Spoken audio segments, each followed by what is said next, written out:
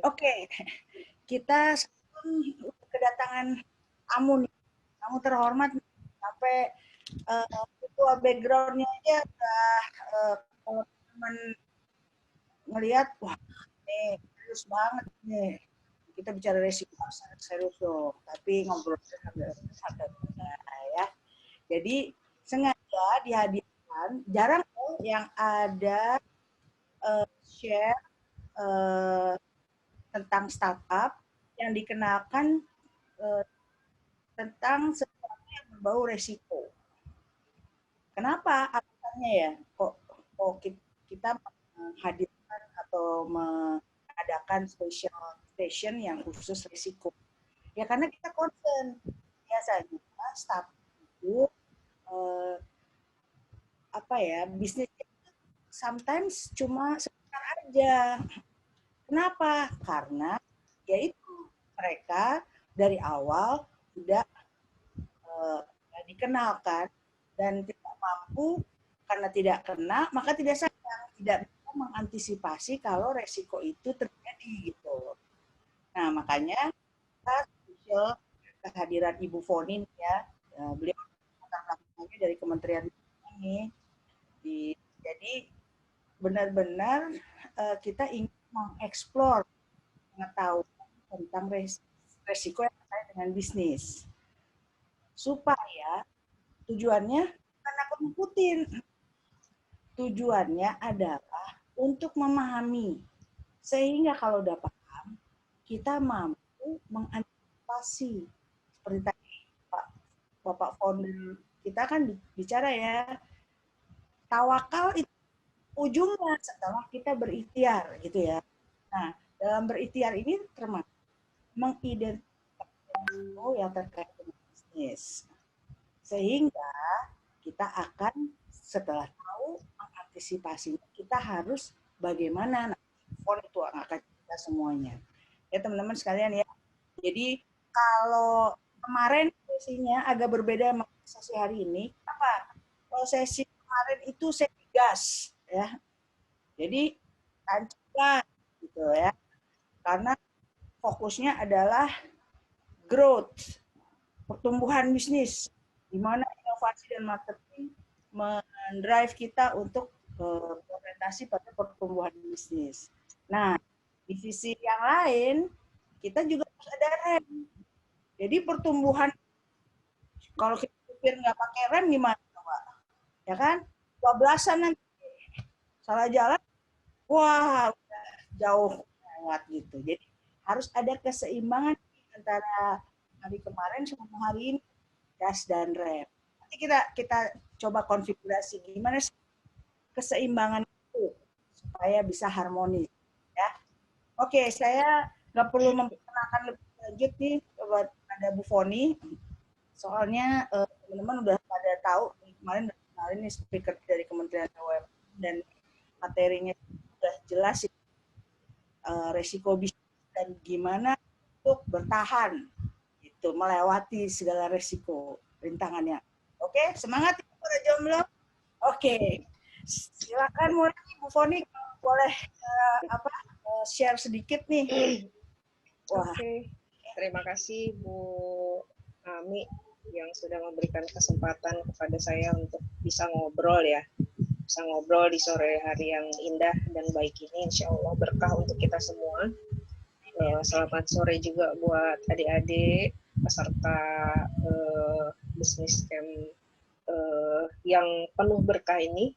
Sangat bersyukur bisa bergabung di virtual yang luar biasa kalau menurut saya gitu ya, karena ini sesuatu hal yang tidak mudah kita bisa dapat secara free dan gratis gitu ya. Saya sih Bu Ami orang biasa-biasa aja yang ya mungkin kalau dipercaya untuk memegang satu tanggung jawab atau tugas terkait dengan manajemen risiko. Cuman saya tadi bilang, aduh ini sebenarnya ini tugas ini rada serem gitu, saya mah udah pengen ninggalin. tapi memang iya, yang namanya risiko bisnis itu memang tidak bisa kita anggap enteng ya.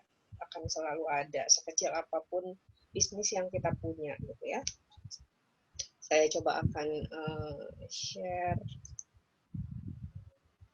By the way, teman-teman sambil nunggu Bu Foni, seperti biasa ya, lainnya langsung aja kalau mau ada concern atau pertanyaan langsung di chat aja supaya langsung bisa kita address ya.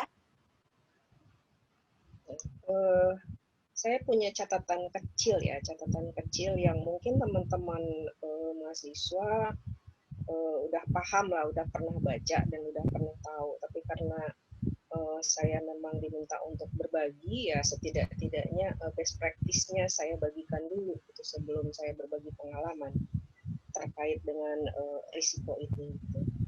Nah, apa sih sebetulnya risiko gitu ya? Jadi kalau cerita tentang risiko, pasti kita semua tahu risiko adalah satu dampak atau pengaruh ketidakpastian. Namanya risiko pasti karena ketidakpastian gitu. Apa yang akan terjadi ke depan gitu, apa yang kita lakukan, kita mau jalan ke satu tujuan, kita nggak tahu nih apa yang akan terjadi gitu, risiko apa yang akan terjadi. Sementara untuk risk management sendiri merupakan apa ya, satu kegiatan ya, satu kegiatan yang terkoordinasi untuk mengarahkan dan mengendalikan satu organisasi gitu atau bisnis yang berhubungan atau terkait dengan risiko. Jadi jelas bahwa tujuan untuk memahami risiko itu adalah mengelola risiko. Gitu.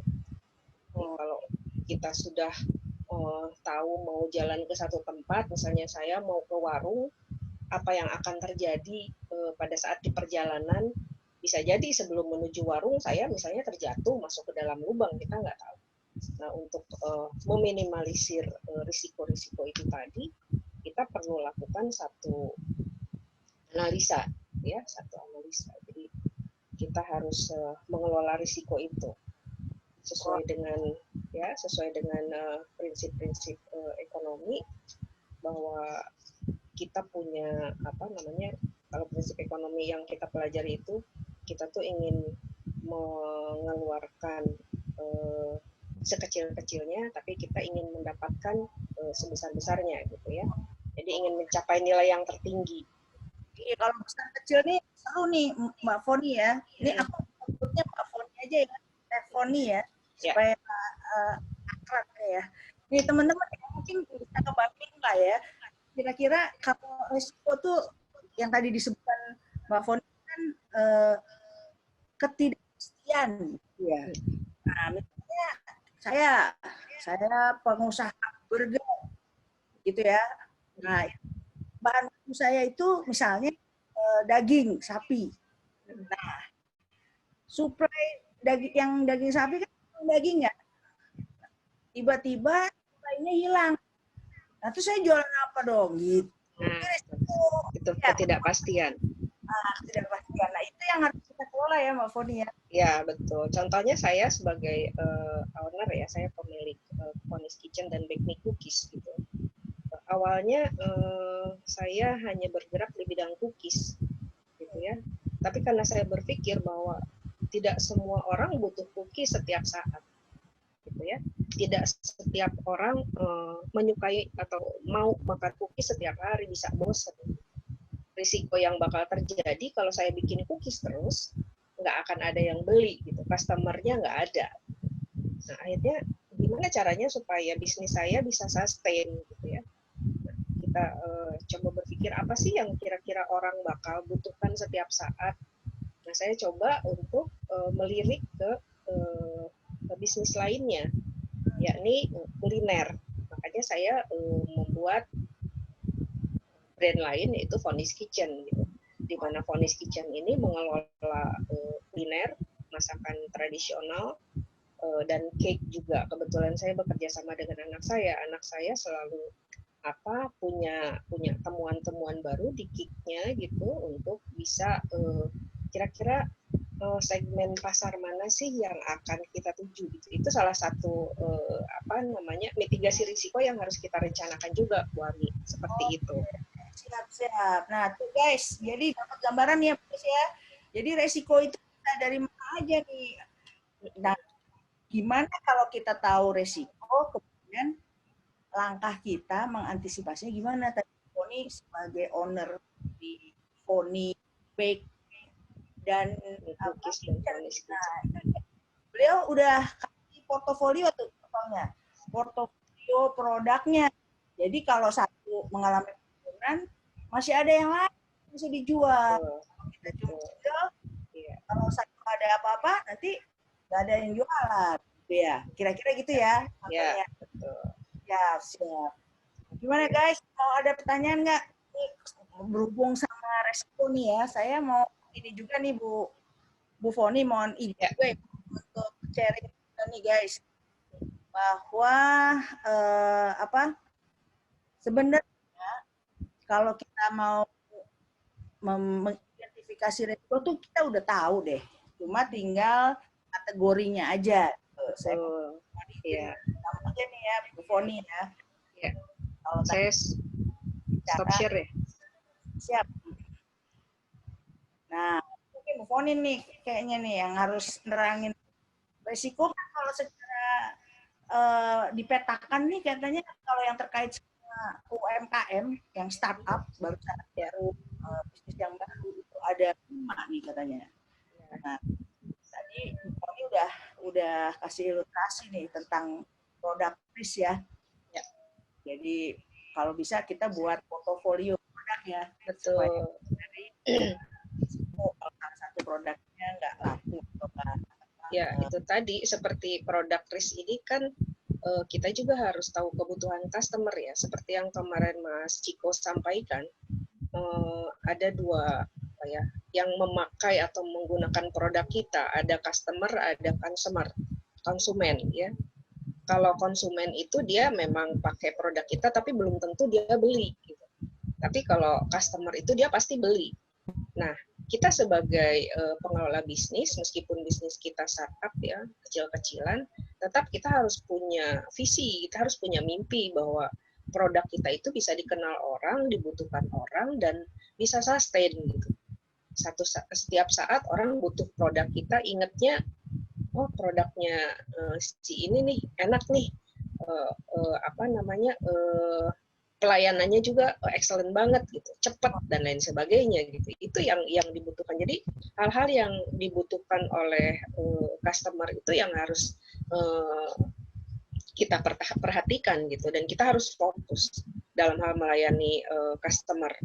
Jadi jangan abaikan itu gitu. Jadi kita coba ciptakan produk-produk yang baik, yang hebat, yang bisa menjamin customer pasti akan beli produk kita.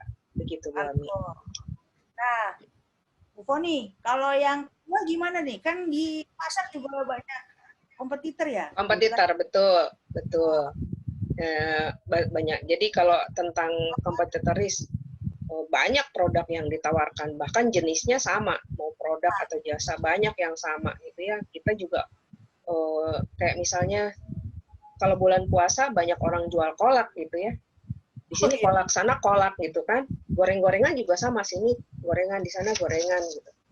Tapi kita coba untuk bagaimana caranya selalu berada di depan dalam hal menawarkan produk atau jasa kita gitu ya di dalam kompetitor ini. Caranya seperti apa? Yang saya tahu pebisnis cookies banyak ya, pebisnis kuliner juga banyak banget. Tapi ada nggak yang bisa menjalankan bisnis seperti saya, Foni's Kitchen dan Bake Me Cookies? Kadang-kadang boleh percaya atau tidak, produk cookies saya, cookies itu kan rentan pecah ya, rentan hancur. Customer saya itu tersebar di wilayah Kalimantan, Sumatera, dan sampai ke Makassar, sampai ke Sulawesi. Bukan hanya di Makassar, Sulawesi sampai ke Sulawesi Utara. Ya. Nah, itu ada customer yang beberapa yang selalu pesan cookies saya, padahal saya sudah bilang bahwa ini kalau saya kirim jauh hancur. Jawabannya selalu begini, nggak apa-apa Bu, hancur, yang penting rasa. Gitu ya. Kenapa seperti itu? Karena saya selalu menggunakan bahan-bahan yang kualitasnya tinggi. Jadi kembali lagi tadi terkait dengan produk. Pada saat kita akan membuat produk, kita tentukan dulu segmen pasarnya. Siapa sih yang mau kita tuju gitu? Mau kelas menengah ke atas, kelas menengah ke bawah, atau mau siapa? Teman-teman milenial, anak-anak, orang tua, atau siapa? Nah, kebetulan saya punya produk cookies, lalu di Furnished Kitchen-nya kuliner dan cake gitu. Itu mencakup segmentasi yang beraneka. Jadi untuk cake dan brownies-nya itu yang dikelola anak saya itu segmentasinya untuk teman-teman milenial, ya. Lalu untuk cateringnya atau kulinernya itu berbagai segmen dia bisa. Cookiesnya, ya cookiesnya itu bahkan kalau saya lihat bukan hanya orang-orang tua yang misalnya orang butuh cookies hanya untuk Lebaran. Di tempat saya di Bake Me Cookies orang pesan cookies tidak hanya pada saat Lebaran gitu, saat kapanpun teman-teman banyak yang pesan cookies saya. Seperti itu Bu Ami. Jadi kita harus memastikan kualitas produk kita itu lebih unggul ya daripada untuk mencegah risiko dari kompetitor ini merusak pasar kita gitu ya. Ya, betul. Ya. Termasuk pelayanannya. Ya. Berarti harus ada guys, ingat guys, harus punya diferensiasi guys. Jadi apa yang kamu anggap berbeda dalam konteks unggul ya, lebih unggul dari kompetitor gitu. Oke, nah kita ngomong sekarang nih, Foni ya, risiko pasar. Ini sebenarnya harusnya nih, saya undang dulu juga nih, Sasti ada ya? Udah ada Sasti ya? Iya, sudah ada. Halo. Kira-kira, nah ini teman milenial kita ini, mungkin yang lain juga langsung ya, lebih apa? Boleh langsung tanya. Kira-kira apa nih, Sas, kamu yang kebayang kalau kita ngomongin resiko di usaha kita? Resiko. Mungkin, kalau ngomongin soal resiko nih ya, ketika kita mau membangun sebuah usaha, mungkin apa sih kira-kiranya yang menjadi prioritas kita untuk mempertimbangkan resiko-resiko ini?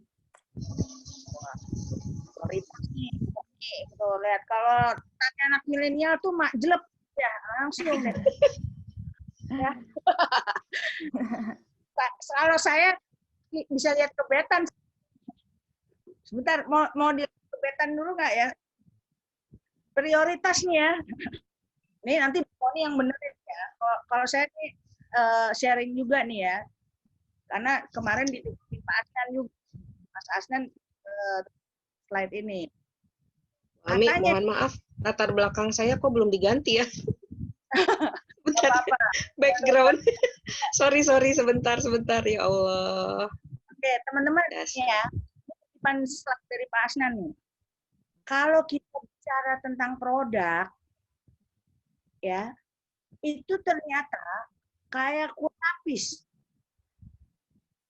Yang kita ngomong, yang kelihatan aja, itu masih di lingkaran paling bawah.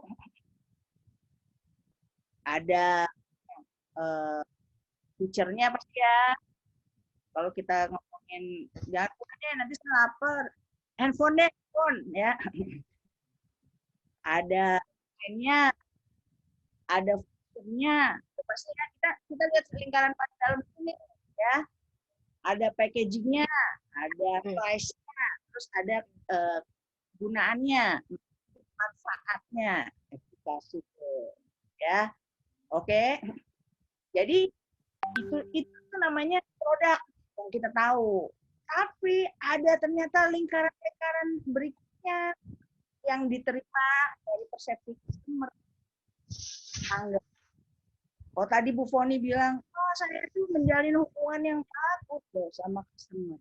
Jadi bukan hanya rasanya tadi ya, cookiesnya Bu Foni itu, tapi dia lebih kepada misalnya oh, self service-nya. Wah, begitu ini enak stoknya, cepat dikirimnya.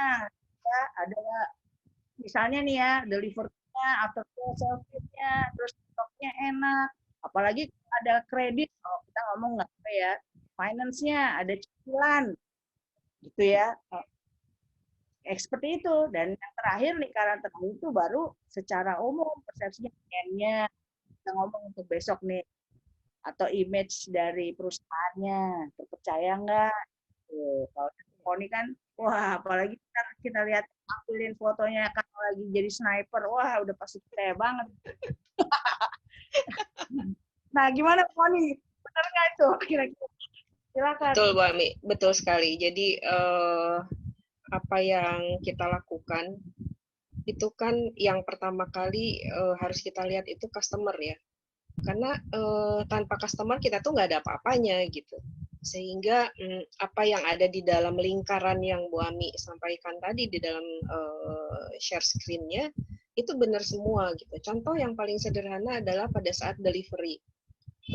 Tadi saya sampaikan, customer saya yang jauh-jauh itu kalau saya jahat gitu, saya tawarkan aja produk saya enak, bahan bakunya premium semua, bla bla bla bla bla bla gitu kan. Pada saat teman-teman saya pesan, orang-orang pesan, langsung aja saya kirim tanpa saya sampaikan ke mereka bahwa ini barang cepat hancur gitu. Kena goyangan sedikit aja langsung dia udah benar-benar hancur tuh, nastarnya hancur, sagu kejunya hancur gitu kan. Kalau saya mau jahat, tapi saya tidak seperti itu. Jadi apa yang tadi disampaikan oleh founder Pak Dr. Abdullah Khalil itu betul banget, bahwa kita itu harus jujur. Dengan jujur dan amanah, insya Allah yang namanya rezeki itu nggak putus-putus. Itu yang saya rasakan dari mulai saya berbisnis di tahun 2019 sampai dengan saat ini. Pada saat saya bingung, kenapa ya kok nggak ada yang pesan lagi gitu. Tapi tiba-tiba besokannya tuh udah ada yang pesan lagi gitu. Jadi berkah dari kejujuran dan amanah itu tadi memang betul-betul apa namanya nyata adanya gitu Bu Ami. Jadi lingkaran ini tuh bukan omong kosong. Pada saat kita berbisnis sampaikan produk kita itu sangat rentan, mudah rusak dan lain sebagainya. Kalau customer-nya memang merasa bahwa apa yang sudah kita lakukan itu oh ternyata benar ya mudah retak, tapi kok rasanya enak ya, menggelitik banget dan jadi nagih, kita mau lagi, akhirnya pesan lagi. Sehingga sampai dengan saat ini, kemarin terakhir teman saya lagi pesan lagi, Bu saya pesan dong, hancur nanti Mbak, gak apa-apa, hancur. Gitu. Tapi tetap kita berupaya dan tetap berusaha bagaimana caranya memperbaiki packaging, tadi ya terkait packaging, kita perbaiki packagingnya, gimana caranya supaya tidak goyang, supaya tidak hancur, kalaupun hancur tidak banyak lah dari, ya katakanlah dari 50% tadinya hancur, mungkin bisa diminimalisir jadi tinggal 30 atau 20%. Seperti itu Bu Ami. Oke, betul. Ya, Mas ya. Nah, ini ada lagi nih dari Asri. Lebih ke apa yang jadi unggulan dari produk kita? Maksudnya apa nih ya? Coba diperjelas lagi dong. Nah, ada lagi ini pertanyaannya tadi ya. Terus ada lagi apa yang harus kita lakukan jika resiko terjadi nih, Bu? Ya. Apa yang harus kita lakukan ketika risiko terjadi? Sebetulnya kan pada saat kita melakukan mitigasi risiko itu kita sudah bisa bayangkan ya bahwa kita pertama kali kita identifikasi risikonya. Jadi tadi misalnya kalau kita bergerak di bidang burger, risiko yang bakal terjadi misalnya kayak kemarin itu tiba-tiba tukang daging mogok nggak ada, gitu kan. Nah hal-hal yang seperti itu coba kita catat sebanyak-banyaknya pada saat kita mengidentifikasi risiko yang bakal terjadi. Bisnis kita apa? Risikonya jualan, kita bisnisnya jualan burger. Risiko yang bakal kita hadapi apa? Tukang dagingnya mogok, tukang rotinya mogok, atau mungkin bahan baku yang biasa kita pakai kosong. Artinya apa? Risiko itu kan ada yang bisa dihindari, ada yang bisa dialihkan. Pada saat kita menggunakan satu produk, kita takut kosong, coba cari produk yang agak sama gitu, untuk bisa nanti kita gunakan satu saat barang itu kosong. Nah, itu tadi ya, saya coba untuk kita sama-sama mengidentifikasi risiko dulu. Nah, lalu apa yang terjadi dan harus kita lakukan jika risiko itu terjadi? Ya, seperti yang tadi Pak Dr. Abdul Halil sampaikan, kita kan sudah berupaya, kita sudah berusaha, kita identifikasi risiko sudah, memitigasinya sudah, tapi risiko itu kejadian, ya sudah kita tawakal, akhirnya seperti itu. Makanya kita coba untuk mengidentifikasi risiko itu sebanyak-banyaknya, baik itu biasanya yang paling banyak tuh di operasional ya, risiko operasional, risiko operasi. Jadi kayak saya misalnya, saya bergeraknya bidang cookies. Pernah satu saat Wisman itu kosong sama sekali nggak ada. Nah itu termasuk yang waktu itu saya salah perhitungan. Kenapa saya tidak mencoba untuk misalnya coba nyetok untuk kira-kira 3 bulan ke depan. Nah saat itu tidak seperti itu karena saya tidak mengira saat itu bahwa yang pesan produk saya akan jadi banyak. Jadi banyak hal yang harus kita lakukan pada saat kita melakukan identifikasi risiko, jangan sampai risikonya terjadi. Seperti itu. Waduh, guys, itu benar ini ya. Jadi berarti kita pertama harus tahu memprediksi sebanyak-banyaknya. Sebanyak-banyaknya. Ya. Faktor apa yang mempengaruhi proses kita berusaha dari mulai suppliernya, bahan bakunya, betul. Ya. Nah, kalau udah semua diidentifikasi, baru kita buat apa istilahnya mitigasi, bahasa ininya apa ya, mitigasi itu? Ya, melakukan apa ya? Penalihan lah ya, kayak gitu. Ya, skenario kalau saya terjadi ini, saya akan melakukan apa, gitu. Paling kalau siapkan, diantisipasi pada saat kejadian terjadi, itu udah tahu langsung cepat mengantisipasi. Nah, gitu. Ya, jadi seperti tadi kalau yang pebisnis burger mungkin yang biasanya pakai daging sapi mungkin bisa pakai daging ayam seperti itu. Kita coba melakukan inovasi juga kan boleh kan gitu kan. Justru dengan inovasi itu bisnis kita akan sustain, akan terus-menerus jalan gitu. Nah, itu kan. Tadi gas and rem itu guys ya. Nah, kita balik lagi ke slide itu. Yang nomor 3 ya, tadi kita udah, Bu Foni kan udah sedikit overview ya. Buat teman-teman lain langsung nanya juga ya. Tadi kita udah ngomongin resiko produk, gimana produk itu bisa sesuai dengan ekspektasi pelanggannya gitu, atau customer yang kita tuju, ya kan. Kemudian kedua, ada kompetitor loh yang punya produk juga sama seperti kita gitu. Nah, berarti gimana cara mengantisipasinya? Kita harus lebih unggul, ada pembedanya, diferensiasinya apa gitu. Nah, kita ngomongin yang ketiga nih tentang market risk nih. Ini kalau boleh diilustrasiin ya, Bu Foni mohon ini ya, dikomentarin ya. Dulu tuh inget tuh, sepeda motor namanya Yamaha Jupiter kalau nggak salah. Siapa yang pakai tuh Yamaha Jupiter? Tahu nggak siapa? Si Komeng yang ngebut terus pada acak-acakan gitu ya. Itu laku pada saat itu. Yamaha menyalip posisinya Honda di Indonesia. Padahal Honda tuh tadinya di nomor 1. Dengan posisi iklan itu menyalip penjualannya. Itu kira-kira apa ya Bu? Mana ya Bu Foni kalau dengan resiko pas? Yang ya itu tadi kita harus melakukan segmentasi ya. Jadi segmentasi itu kan banyak sekali ya. Untuk kita yang apa ya namanya punya bisnis kecil-kecilan pun harus punya segmentasi gitu. tadi saya pernah sampaikan juga di depan bahwa yang mau kita tuju itu sebetulnya customer yang mana sih? Gitu ya. Kenapa? Karena kalau kita jualan, katakanlah misalnya kita jualan apa tadi burger, mungkin kalau yang customer yang kelas menengah ke bawah, burgernya cukup hanya dikemas pakai apa ya kertas kertas roti biasa gitu. Tapi kalau misalnya yang akan kita tuju adalah kelas menengah ke atas, meskipun itu levelnya ininya milenial, akan beda. Dia ingin tampilan yang lebih cantik, yang lebih eye catching gitu ya.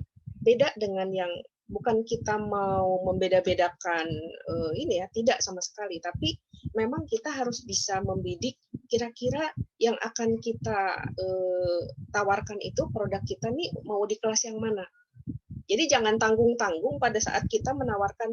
Mungkin tadi yang Bu Ame ilustrasikan terkait dengan Yamaha, bisa saja mungkin motor yang lainnya harganya mahal, orang tidak bisa beli.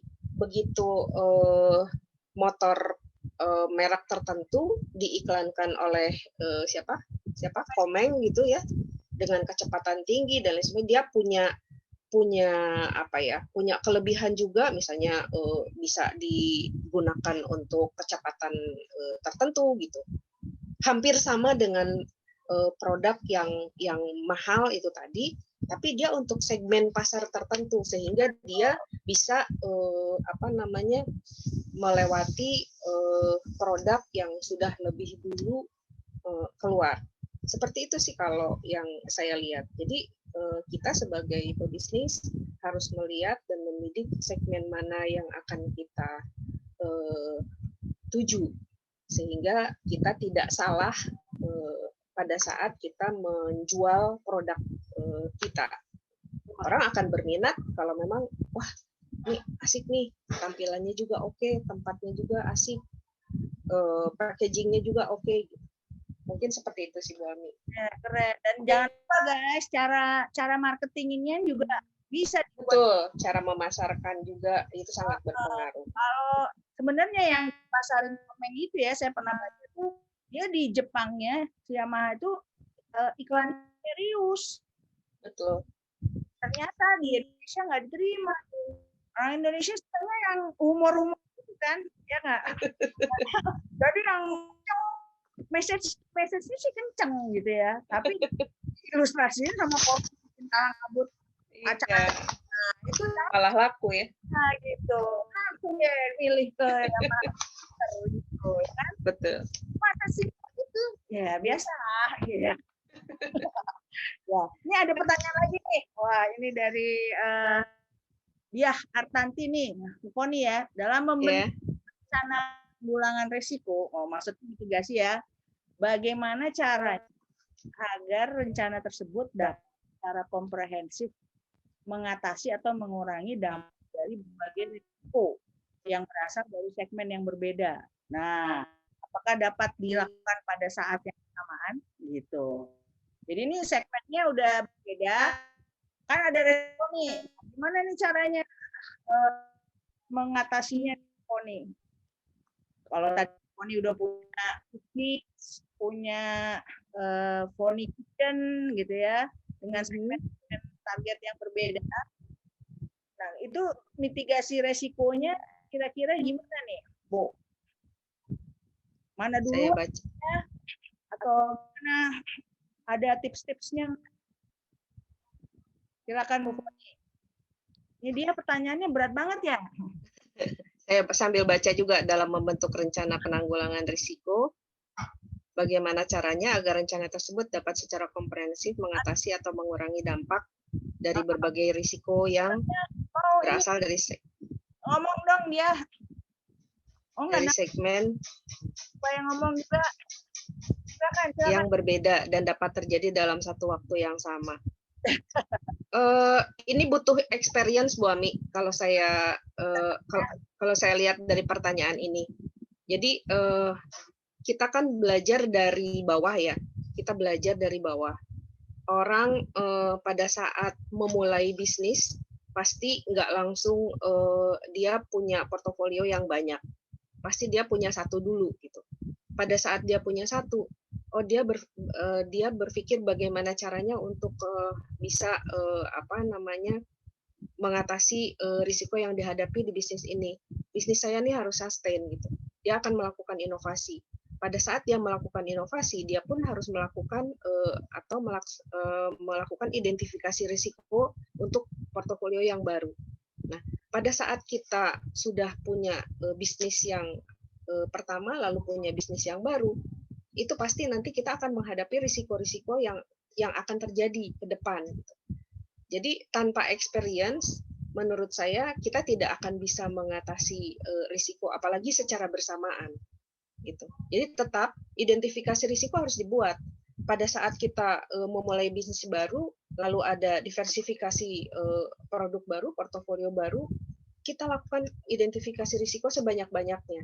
Begitu ini terjadi, apa yang harus kita lakukan berdasarkan experience? Oh, ini harus kita melakukan ini, kita harus melakukan ini. Jadi tidak bisa serta-merta ujuk-ujuk gitu kita bisa mengatasi ini, tidak bisa seperti itu tanpa kita melakukan identifikasi risiko dan mitigasi risikonya. Jadi tetap butuh experience, Bu Ami. Oke, siap tuh dia. Pengusaha besar aja masih menghadapi risiko gitu, apalagi kita yang baru gitu. Seperti itu. Intinya dia kuncinya mungkin dari pohon itu hidup adalah pilihan. Karena tadi pilihnya kalau baru merintis bisnis itu harus pelan-pelan, tapi pasti. Ya, betul. Kita kuasai dulu satu bisnis, satu segmen, resikonya, profil resikonya, kira-kira gimana, sehingga kita udah tahu cara antisipasinya. Nah, kalau kita ngambil segmen berbeda dari itu, which is itu bagus juga untuk mengurangi resiko ya, supaya kita nggak tergantungan ke satu produk.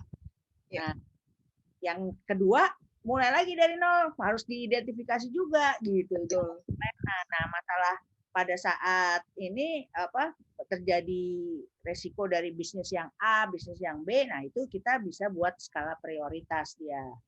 Kira-kira gitu ya, skala prioritas mana yang lebih high impact, itu dulu yang ditanggulangi gitu misalnya, ya kan? Dan sesuai juga sama ini juga kemampuan kita, sumber daya kita. Tapi intinya kalau sudah membuat pemetaan risiko di awal, itu menjadi lebih mudah gitu. Kalau kita punya bisnis yang banyak. Nah, oke, lanjut ya ke nomor 4 nih. Ini ke resiko keuangan nih. Wah, ini saya yang ini juga nih, emak-emak yang punya bisnis di kuliner juga ya. Nih, Mbak Rika, muncul dong. Ini kan resiko keuangan nih udah pasti ya. Nggak punya bisnis juga punya resiko keuangan. Gitu ya. Kemarin juga Pak Asnan sempat sebut bahwa resiko keuangan ini menjadi faktor ketiga terbesar yang menyebabkan kegagalan usaha UMKM atau startup. Pandangannya gimana nih Mbak Rika? Karena Mbak Rika ini kerjanya dulu di pasar modal nih, jadi kan udah bau resiko semua nih. Gimana? Ya itu dia mungkin kalau menurut saya ya dalam memulai suatu usaha yang perlu kita ini kan adalah yang kita perlu sadari itu adalah kita tuh sebenarnya tipe yang seperti apa dalam memandang resiko gitu. Nah dari kalau kita tahu tipenya seperti apa, baru kita bisa memulai usaha tersebut gitu. Kalau umpamanya kita ternyata bukan tipe orang yang risk taker, ngapain kita ngambil bisnis yang terlalu terlalu ngawang-ngawang gitu kan? Nah kalau umpamanya kita memang kenapa? Terlalu beresiko maksudnya ya? Terlalu beresiko, benar.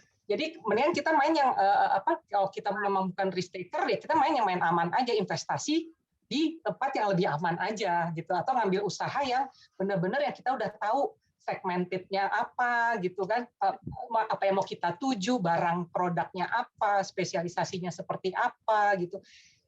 Itu sih yang perlu pertama yang harus kita sadarin dulu. untuk mengurangi daripada resiko keuangan ini gitu. Nah, kalau momennya sudah tahu, baru situ kita bisa hitung tuh berapa sih sebenarnya yang perlu kita butuhkan dalam memulai suatu bisnis, suatu usaha ini gitu kan. Nah, dari mana modalnya? Itu juga harus jadi pertimbangannya kita nih. Mau kita dari, kebetulan saya dari capital market, tapi kalau umpamanya capital market kan kita melihatnya adalah, oh bisnisnya sudah besar. Jadi mana sih yang mau kita modal ini dari mana sih? Itu bisa kita lihat, umpamanya kita jual paper atau kita jual daripada saham kita. Itu kalau bisnis kita sudah besar. Tapi kalau seperti UMKM kita harus lihat lagi nih, ada nggak permodalan yang lebih murah gitu kan? Umpamanya kayak sekarang kan KUR lagi digalakkan nih sama pemerintah kan, bunganya juga kecil banget gitu kan.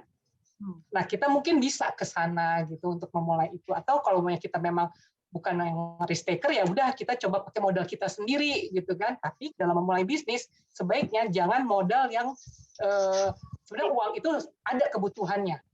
Gitu. Oke. Tapi benar-benar ini uang juga benar-benar mengatur. ya, Mbak Rika, kebanyakan kita ini pada umumnya terlalu berani. Kalau tadi Mbak Rika bilang, ya kalau kita nggak berani ngambil risiko, ya jangan ambil bisnis yang kira-kiranya kita nggak bisa handle gitu kan. Ya, nah, yang kita tidak paham benar-benar gitu. Paham betul. Nah, kebanyakan dari kita ini terlalu gegabah gitu ya, sehingga apabila terjadi sesuatu terkait dengan finance itu udah nggak bisa apa-apa lagi. Dan yang paling membahayakan lagi adalah pada saat kita bermain dengan para kalau mau bilang yang yang suka pinjamin uang dengan bunga besar, rentenir. Nah, itu yang saya punya beberapa. Ya, saya punya beberapa teman yang kondisinya seperti itu. Dia mau bisnis tapi pinjam uangnya dari rentenir, malah dia jadi hancur. Dan itu tadi, dia tidak melakukan segmentasi pasar dulu. Kira-kira produk apa yang akan dia jual, terus yang dia mau bidiknya itu siapa, gitu. Sehingga pada saat mau jualan, bingung deh customernya mana ya, siapa ya, gua mau jual siapa, itu yang bahaya. Nah, ini kalau dari sisi ini nih, operasionalnya, ini kan kadang-kadang tekor ya. Misalnya udah punya modal, beli ini buat bahan bakunya, misalnya mau beli kue tadi, bikin kue. Terus kok jualan diutangin kan misalnya gitu ya. Utang, belinya nggak cash gitu. Nah, tekor nih, padahal harus bayar biaya pegawai, bayar listrik, bayar gas gitu. Iya. Nah, itu kan gimana tuh kalau kayak gitu? Itu termasuk yang harus diidentifikasi juga tuh, Bu Ami, risikonya. Dari awal, pada saat kita mau mulai bisnis, harus kita hitung tuh semuanya, harus kita identifikasi termasuk risiko-risiko itu tadi. Karena kita tidak bisa serta-merta, oh ya udah tutup aja deh, ini karyawannya diberhentiin semua, nggak bisa seperti itu gitu. Kalau memang kita mau serius berbisnis, sehingga pada saat kita sudah hitung semua, kita harus punya tabungan berapa nih supaya kita aman. Paling tidak kita punya, katakanlah misalnya, hitungan modalnya berapa, 100 juta. Paling tidak kita harus punya 2 atau 3 kali dari uang yang itu. Untuk itu tadi, memitigasinya gitu. Jadi jangan sampai nanti pada ini baru jalan gitu, kenapa tiba-tiba udah kolaps karena misalnya tekor biaya ini dan itu, begitu. Oh guys, dihitung dulu makanya guys, yang benar semuanya. Kalau kita mau, semua harus dihitung. Kadang-kadang suka ada salah, hitungnya tuh pada hari H produksi. Tuh. Padahal itu kan kita perlu hitung kayak maksimalnya gitu loh. Jadi misalnya 3 bulan ditanya 3 bulan sebelumnya udah bayar listrik, udah bayar apa gitu, digedein, digedein. Semuanya dihitung. Taruh dulu 3 bulan walaupun nggak ada penjualan. Betul. Kalau itu masih hitungannya bisa masuk, nah itu baru agak meminimalisir risiko. Kalau hitungannya baru mulai langsung ada penjualan ya susah kan, namanya juga ini ada periodenya dulu dihitung guys, itu biaya udah keluar loh guys, belum ada penjualan itu guys 3 bulan tuh, ya nggak? Nah, itu kadang-kadang suka sesimpel itu tuh bikin masalah. Nanti jadi ke utang, kok saya jualan banyak nggak ada untungnya. Hitung 3 bulan sebelumnya kan dia udah bayar, udah mulai dong. Ya. Masa mau beli kompor baru ada pas order datang gitu kan, misalnya nggak mungkin kan. Misalnya. Iya, betul. Oke, guys, kalau ada pertanyaan lagi mumpung seru nih ya, langsung chat aja ya. Gitu. Oke, Bu Moni. Ya. Nah, ini yang terakhir nih, kita ngedress tim risk nih. Kemarin ada hubungannya sama sesinya Mbak Dela nih, Mbak Viera Adela ya.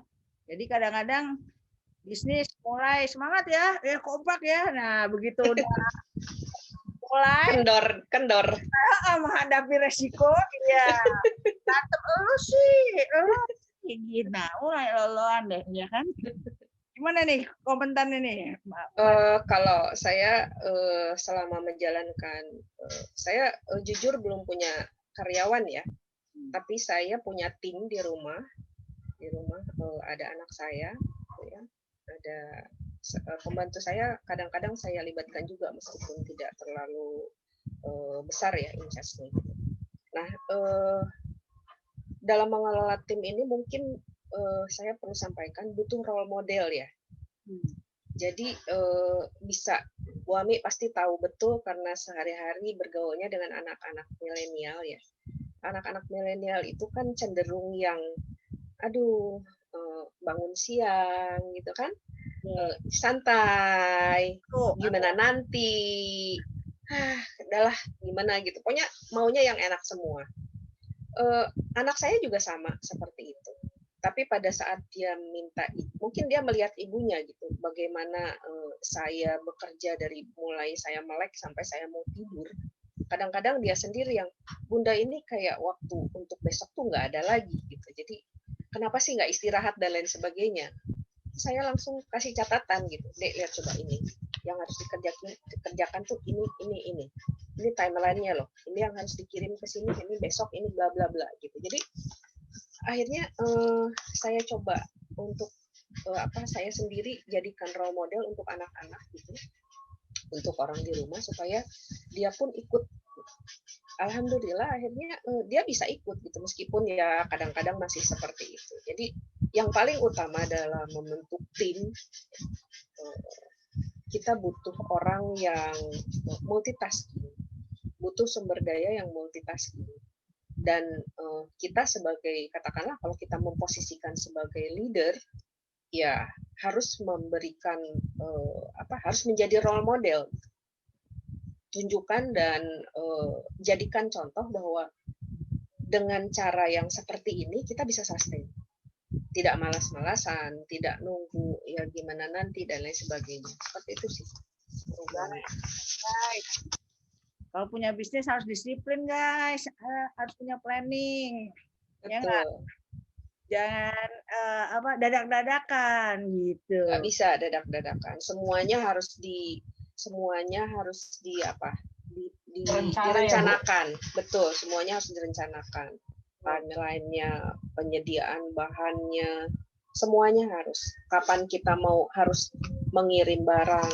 Karena yang namanya delivery itu juga memang sangat menentukan gitu. Saya kalau udah kirim barang lebih dari yang dijanjikan, udah saya marahin itu sih jasa ininya gitu. Jadi memang butuh kerjasama yang baik lah. Karena si abang gosen buat saya pun merupakan tim saya gitu. Jadi ya seperti itu, Bu. Oke, guys, ada pertanyaan lagi nggak, Sasti? Atau nih saya sebutin lagi ya, saya invite nih. Siapa aja nih partisipannya? Tadi dia udah, Leo yang lain. Asri tadi apa ya? Pertanyaannya tadi apa ya? Kalau kalau mana yang duluan gitu kan ya? Kira-kira kalau nggak salah gitu ya. Lebih ke apa yang jadi unggulan dari shop atau produk kita ya? Oh, Asri, Aci. Selamat sore, Aci. Ini teman milenial kita dari PT PPI, Bu Ami. Oh, gitu. Oke. Ya. Jadi lebih ke apa yang jadi unggulan? lebih ke apa? Nah, ini mungkin saya balik lagi ke ini ya, slide kebetan yang dari Pak Mas Asnan kemarin ya, bahwa yang tadi loh lingkaran-lingkaran nih ya. Jadi lingkaran yang apa kita fokusin harus ke semuanya guys, karena itu membangun reputasi. Salah satu yang di lingkaran yang paling luar tuh ada reputasi ya. Jadi Itu salah satu risiko. produk aja, produk dan semuanya, servisnya, apalagi nanti membangun suatu brand dan reputasi itu penting. Kalau kita udah pernah gagal, nah itu akan menodai resiko kita, reputasi kita. Ada pengalaman nggak Bu Foni atau Marika kalau masalah reputasi ini? Kalau saya mungkin kalau pengalaman sih enggak ya, tapi saya yakin produk yang saya jual ini juga sangat berisiko terkait dengan reputasi. Kenapa? Yang namanya kita jualan makanan itu kan langsung ke customer ya. Begitu dia makan, kalau makanan kita basi, orang sakit atau diare atau apa, itu kan bakal jadi masalah gitu. Itu yang akan mengakibatkan risiko reputasi buat saya gitu, dan itu sangat besar pengaruhnya. Jadi kalau di perusahaan itu risiko reputasi itu impactnya sangat besar gitu. Jadi seandainya kita jual produk, kita tidak bisa deliver sesuai dengan yang udah kita inikan, itu pasti akan menyangkut kepada reputasi. Pasti. Name risk ya Bu ya. Betul. Termasuk high risk ya, termasuk high risk reputasi. High risk. Iya, betul. Kapok jadi ya pelanggannya ya. Orang pelanggan akan kapok. Termasuk di contoh soal misalnya, pada saat customer saya pesan makanan yang jauh ya, makanannya misalnya ini bentuknya tumisan, ini bakal basi. Kita harus sampaikan bahwa itu akan basi. Karena begitu sampai ke customer, makanan basi nggak bisa dimakan, kalaupun dimakan bakal jadi sakit perut gitu. Nah itu jadi hal-hal semacam itu kita sebagai pemilik bisnis gitu harus sampaikan gitu yang sejujur-jujurnya. Jadi jangan karena ya udah dia kan mau beli, ya udah kita jual, tidak seperti itu.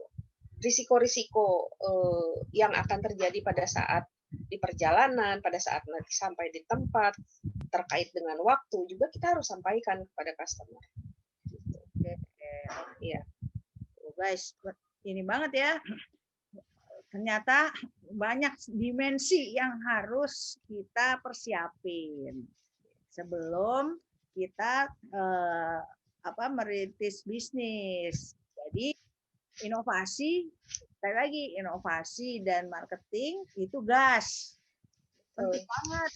Ya, tapi di sisi lain ada rem. Udah belum mengidentifikasi resikonya? Udah belum buat skenario kalau resiko itu terjadi gimana? Gitu.